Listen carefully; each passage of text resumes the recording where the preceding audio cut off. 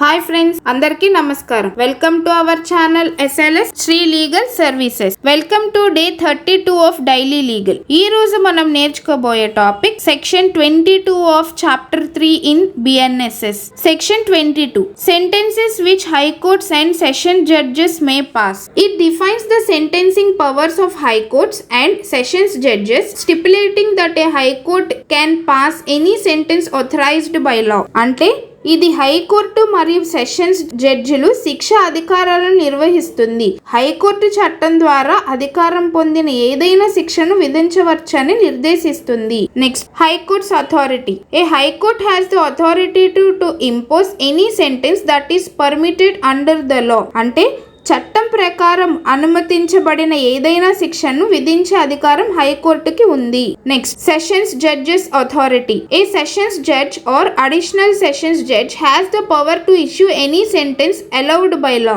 అంటే sessions judge లేదా additional sessions judge చట్టం ద్వారా అనుమతించబడిన ఏదైనా శిక్షను విధించే అధికారం హైకోర్టుకి ఉంది. Next, death sentence confirmation. For any death sentence passed by a sessions judge or additional sessions judge there is a crucial condition. అంటే సెషన్స్ జడ్జి లేదా అడిషనల్ సెషన్స్ జడ్జి విధించిన ఏదైనా మరణ శిక్షను ఒక కీలకమైన షరతు ఉంటుంది. It must be confirmed by the high court. This means the high court will review the case and evidence before the death penalty can be executed.